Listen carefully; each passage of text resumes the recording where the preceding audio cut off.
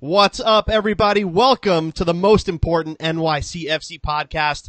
You're listening to and watching The Dudes in Blue. It's episode 87. Thank you so much for joining us. We're on Facebook Live for the very first time, or if you're listening to this on audio, welcome back. I'm your host, Joe Amato, and alongside me, as always, Anthony Scarcello. What is up, everybody? Dude, ¿qué pasa? This is awesome. I am so excited for this right now. Yeah, this is our first live Dudes in Blue episode, and we got some interesting stuff to talk about. I mean, it's still preseason, so there's not a whole heck of a lot, but we're gonna make it fun. We're gonna make it entertaining, and I hope you guys at home join in on the conversation. Leave the comments. We'd love to hear from you. Yeah, it's going to be a good one. It's going to be a good one. We've got a couple things to go over. Some going to sting a little bit, but we'll get through it. I think we will. I think we'll get through it. Why don't we start off on a light note here and talk about very literal. Why don't we start off on a light note by saying follow us.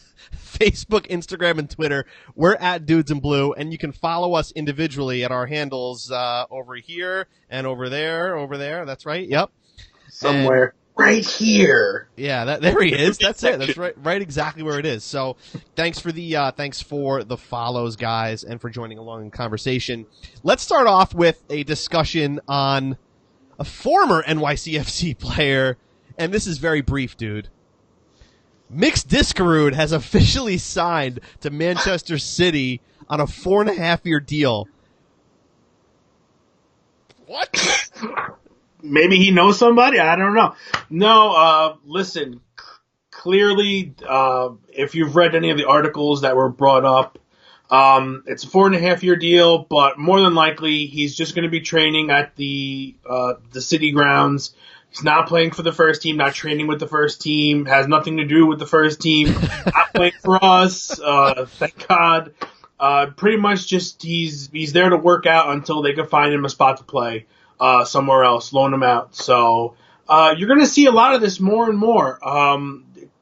Teams, it's a good thing for teams to do because you can bring players in, and it's really like a win-win situation. They can go play and get minutes somewhere, and if they blossom into something that you could use, play for you. If not, you've got an asset that you could either sell off afterwards or be pretty much at your discretion. So it's like, really? Is that what I wanted to read in the on my Facebook news feed? Isn't it funny though? Like, our first live episode and the first thing we talk about is Middlesbrough, right? Like, a little scary. Like, I'll be honest with you. It's very, very scary. I do have to just read one of the comments right off the bat. Andres Hernandez, Anthony's room is glorious. Oh, you have no idea, my friend. I will actually just a blanket behind me. Anthony literally sleeps in his. This right here is a bath towel. There's a blanket right here behind me. I've got the jerseys, I've got the cards, I've got the team photo. You don't even want to see this wall. So it's absolutely ridiculous. Oh, that's amazing. Well, thanks for the comment, Andres. And guys, make sure to leave your comments there, and we'll be answering them throughout the show. But yeah, that was just a really funny way to start talking about the Middlesbrough thing, dude. I did not see that coming, and what was even funnier was that, like, Umbro was the one that kind of announced it. It wasn't even like they were like, "Now's our chance. We got to do it."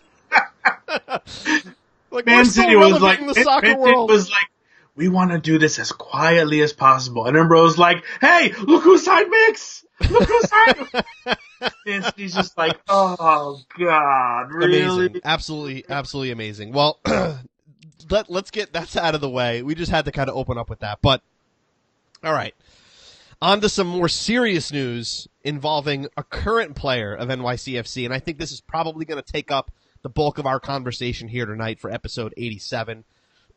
Our boiler Jack Harrison, it's looking like, and again, sources are telling ESPN FC that there is a potential move to Middlesbrough via a Man City purchase and loan. And John Levin commented, looks like Jack is gone, but a deal with Man City looks so shady. It's a little shady because we just don't know exactly what the story is yet. It's definitely still a little early. But yeah, it's looking more and more like Jack might be waving goodbye to NYC, despite the fact that he's training with the first team right now. Well, listen, I mean, in this case, you're keeping him within City Football Group, which is a plus. It's always leaves a door open for possibly coming back one day, maybe via loan. Because the seasons are different, you could see a kind of David Beckham deal where he played for Milan during their season and then switched over and played summers here. So that is also in the realm of possibility, but I think this is a little bit more suitable than to Stoke. I think having him within Man City, you've got a good group of people to work with, to train with.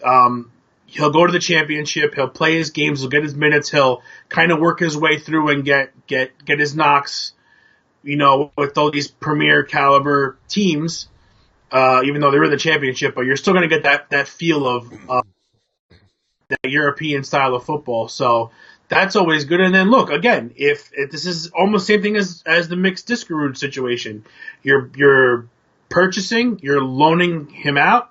If he ends up being the superstar that we know he has the potential to be, great. You'll see him in Man City Sky Blue one day, which is awesome.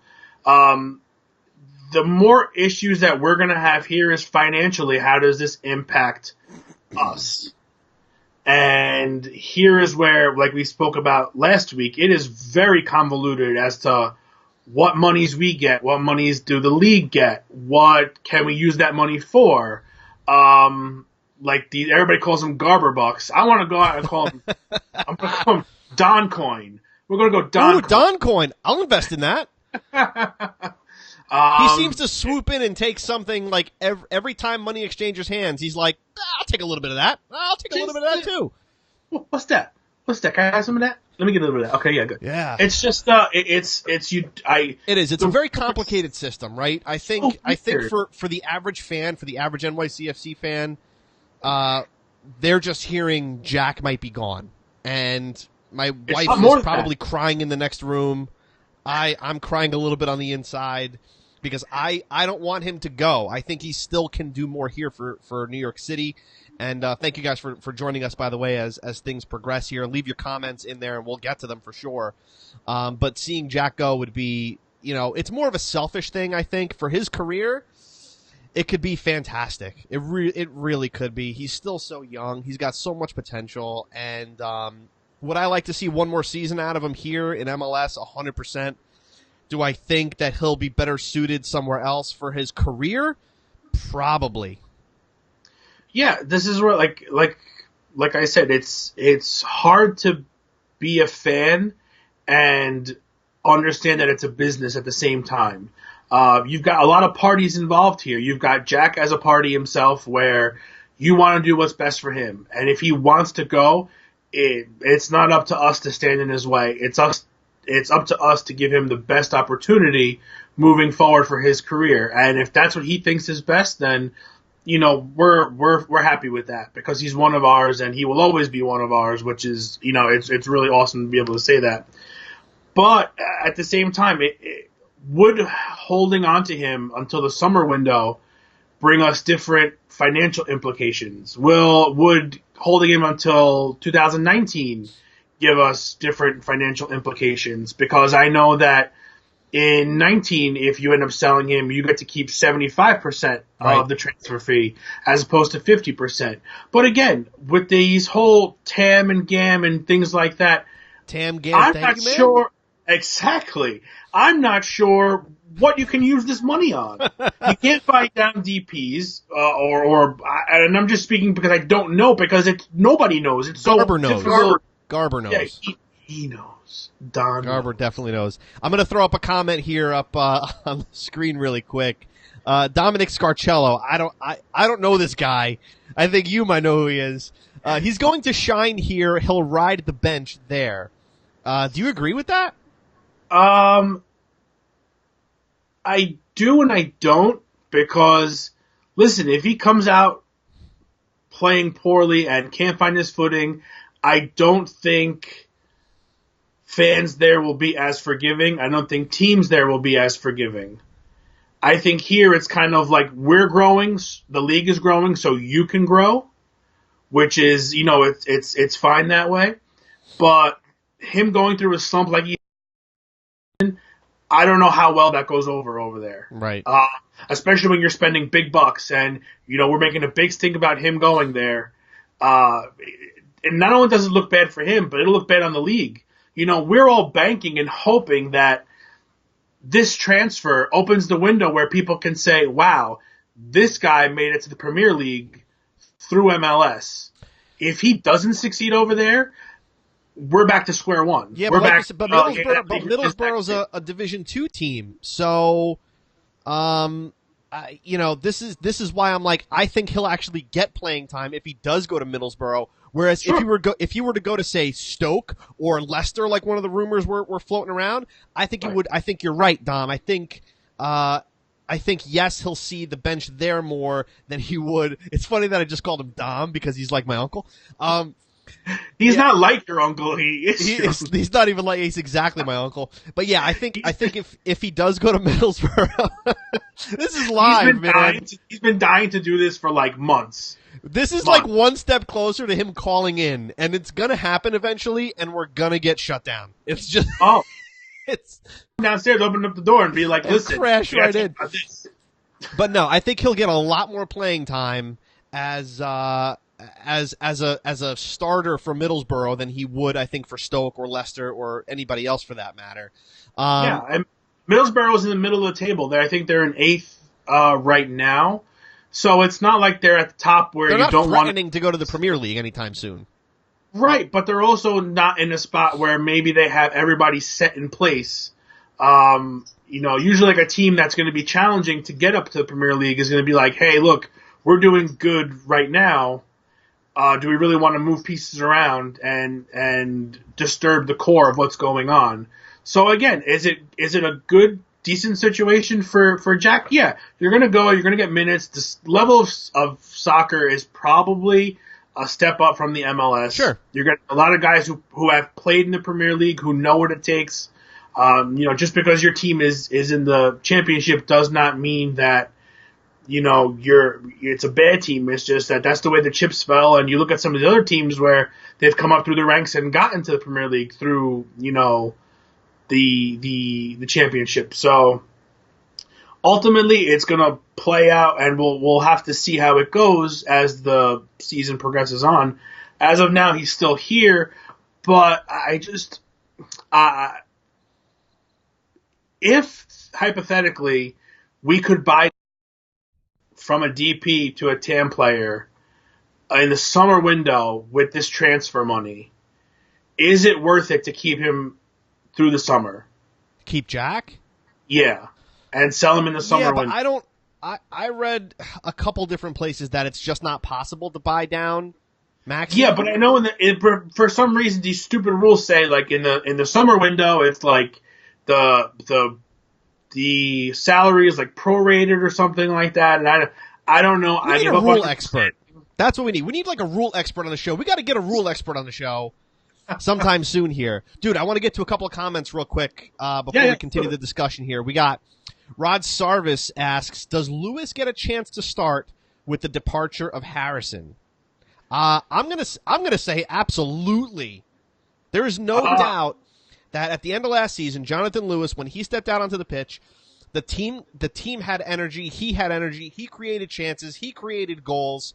I think he is a very quick stand-in for Jack if called upon for that task. What do you think, dude? Yeah, absolutely. I think he's a number of one of many players who has an opportunity, and I think that's why the team feels that they can let Jack go at this point, because they have enough suitable people behind him to fill that role. We've seen Lewis play exceptionally well when he got minutes. Again, I think his novice and his inexperience ended up keeping him on the bench more often than not. But when he did play, he brought a great energy with him, and I think his service into the box is only gonna get better.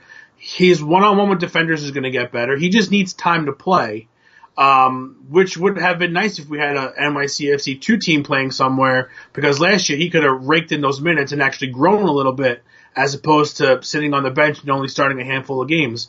But I'm curious to see what our new DP can do. I know he can play out there a little bit. I know Joey Burgett can play there too. The Viking. So you could really see that. I think we have enough depth at that position. But for me, I definitely want to see Lewis get more minutes at that spot and see what he can do. Just knowing for the fact that we have multiple people at that spot that are going to compete for that position. It's going to make it very tough this year, but it should get the best out of that spot, which is good. Exactly. Which is key if we're going to be attacking up the wings. A couple more comments here, dude, real quick. Christian Smith says, as long as we're getting paid handsomely, I'm fine with letting Jack go. I just don't want them to be taking him for discount prices and then doing whatever the hell they want with him. I guess I understand that. I mean, listen, you want to get the most you can from a high class player like Jack, but at the same time, you also want to make sure you have the talent to back him up. Going back to Rod's question, Yeah, but at the same time, at what point does that money equate to anything? Because if you can only use X amount of dollars. Right. Of the transfer fee. So let's just say, hypothetically, you can only use $1 million of that transfer fee. Does City Football Group really need an extra $8 million to do what with? Yeah, I think if you want to put it towards stuff. I think it's about how they get the money. I think City obviously has the money. They don't need the money. So even the money. Exactly. Speaking directly to Christians, like, they don't need the cash. So whether we get paid well or not, from a financial standpoint for City, it means absolutely nothing, because they can just inject money into this team whenever they want. But I don't think they necessarily can, because of the way that the funds have to be acquired, right, within the Garber system. They got to use the Garber bucks. So thanks for that comment, Christian. It's tough. It makes it so difficult, because everywhere else it would be like, you give us this money, we could use it to pay whoever we want. Right. Here, you kind of have to, I can only give it to so many people. Gotta play by the rules, man. I can only do so much, and it puts a stranglehold on what you can do, and it does not encourage the sale of players, because listen, I could sell you for $10 million, but if I can only use 2, I might as well just sell you for 2, because I can't do anything with the rest of the money. Yeah. So it really makes no difference at that point, especially when it comes to a group of owners where money is no object. It doesn't make a difference. It would make a difference if this money could be used specifically to buy down our DPs and get somebody else in here that's going to make a big difference over the summer. Yeah, but I don't think it's not going to happen that way. Yeah, so it's not. Very difficult. I think the most important comment that we've received so far is Jose G. Gomez, who has the same sweater as you, dude. Excellent. It's a good choice. I'm glad that you have it. You should. I know he's not talking about me, because I'm not wearing a sweater, but I can only assume that he has your sweater. Thanks for the comment, Jose. We appreciate it. Joining on the conversation, guys. We're live on Facebook here in episode 87, and we're having fun, dude. I'm really enjoying this kind of style here. What about you? Yeah, no. For me, this is awesome. I mean, I have everything set up. I've got new monitor. I've got the microphone. I got a desk lamp going here. Looks like the biggest makeshift studio in the world. I could take a nap if I wanted to. But no, for me, this is a lot of fun. I love being able to interact with people, and we kind of build on the conversation rather than just you and I going back and forth, and then kind of, is there anything we want to touch on? Do we want to touch on this? Whereas if somebody wants to know, they can just ask, and we can go forward with it. That's right, guys. Leave the comments. Let us know what you think about. The Jack Harrison situation. Jorge just jumped in on the conversation, asking us if we mentioned the Mix saga. Yes, we did at the beginning of the episode. You'll be able to rewatch that later on. We appreciate you jumping on board and asking the question of the ages: why the hell is Mix Diskerud going to Manchester City? I think just to go back to that for a second, I think that if Mix Diskerud is going to Man City, you and I still have a shot at making the team. at Absolutely. making the first team, not even just the team. Like, listen, while we're signing people, I'm available. oh my You're gosh, available. I know. We're tandem, and we don't need Tam, Gam, or anything. You could just feed. I mean, let's be serious. Oh my god. We'll play for food. Not an exaggeration. No, definitely not. So, guys, yeah, definitely chime in on the conversation, guys. It's fun when you do. Obviously, this is a lot of fun for us. And let us know what you think of this format too, because this is brand new for us, obviously. So we're doing this for the first time as an official Dudes in Blue episode. So we'll have to see how this comes out, and I think it's doing pretty well so far. And thank you to everybody who's been jumping in on the conversation. Dude, I do have to say. My wife, Cara Marie Amato, just jumped in on the conversation. I love watching Jack on the pitch. I was waiting for, at some point, one of us can throw in some type of Bill Burr-related zip. Yeah, it's going to be happening. Cara says, I love watching Jack on the pitch. I would cry if he left. That is all. Me too. Yeah, listen, we all would. We all want to see him stay another year at least. It's worse to hold people against their will than 10 years. What's 10 years among friends? Really? Please don't go. Please don't go. Again, it's more selfish than anything, right? It's just more selfish than anything for me. Listen, anybody who tells you that they want him to stay, it has to be a little bit selfish. I want to know what Mumsy wants. I don't want to know what Mumsy thinks. That's what I want to know. Can somebody please get Mumsy on the phone? Can somebody go ahead and tag, if you're friends with Mumsy on Facebook, tag her in this. We want to know what she thinks. I don't think she's going to tell you anything until something's official. Probably not, but it's worth a shot because it's live. Yes. This is the magic of live television, dude. Christian Smith says, I like the new format. Thanks, dude. I appreciate you watching and listening. Dude, let's unless anybody else has any comments about the whole Jack situation, let's move on to just a couple of other things before we start to wrap this bad boy up. Sure. Big announcement today coming out of MLS, which, dude, nobody saw it coming. Nobody saw it coming. There's a new team in town, but we don't know what it's called. You're being sarcastic, aren't you? What's that? Do I sense a little bit of sarcasm? Me? No, I don't do sarcasm. Oh, Miami United FC.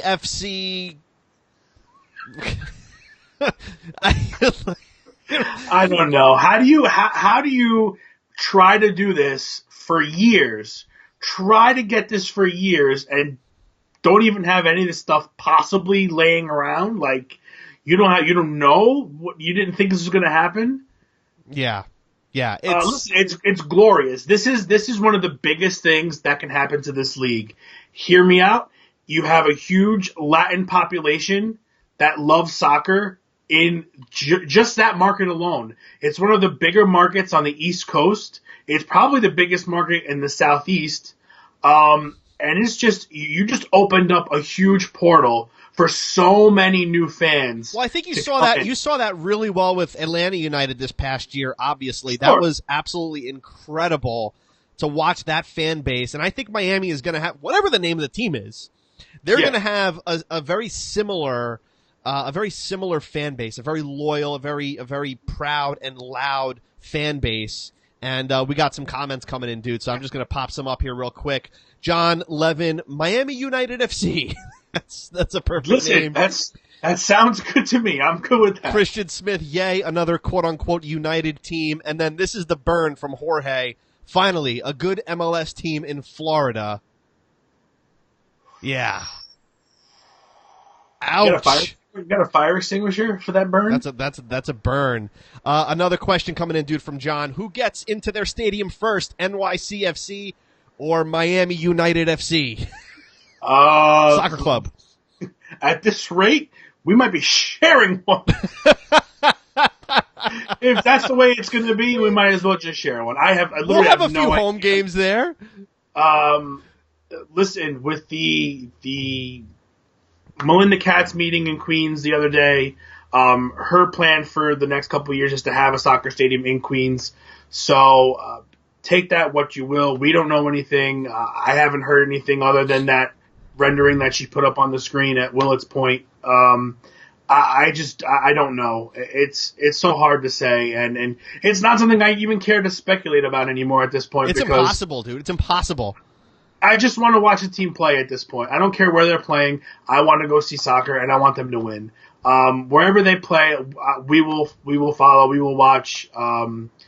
Travel will be a little difficult if it's in Queens or anything like that.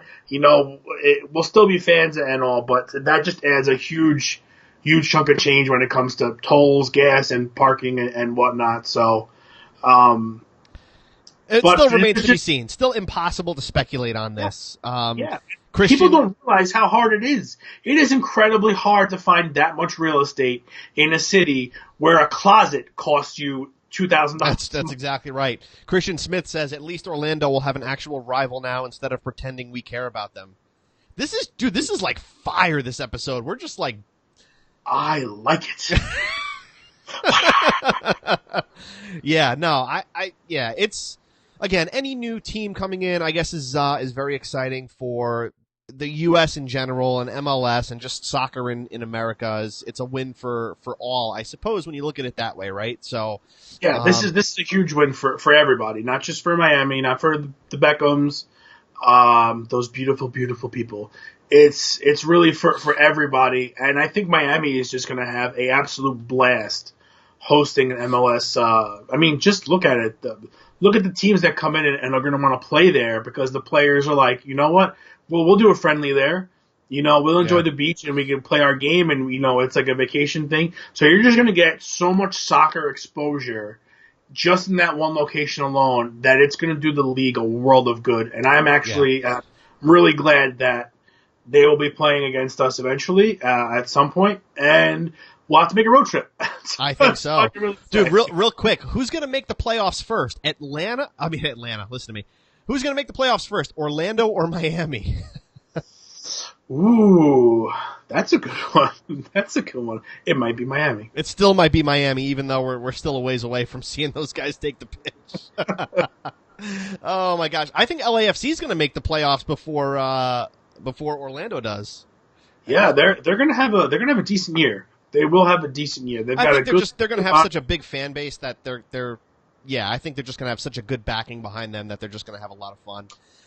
Dude, the last thing you guys, I just wanted to touch on is another rumor of Zlatan possibly coming to LA Galaxy, or I'm sorry, I should rephrase that. Zlatan is not signing with the LA Galaxy. The LA Galaxy is signing with Zlatan because that's the way it works in that man's brain. Again, we've talked about this in plenty of episodes before, but I just want to see the dude play in person. I think he's just an absolute beast, and it would just be fun to watch. Well, here's the interesting thing I read about this morning was that he would be trying to come here on a non-DP salary. He would be coming as a TAM player. They would try to be getting him as a TAM player. That's huge. Yeah. Yep. Sorry, I don't care. The guy's 36 years old. That guy's going to put fans in the seats. He's going to score goals.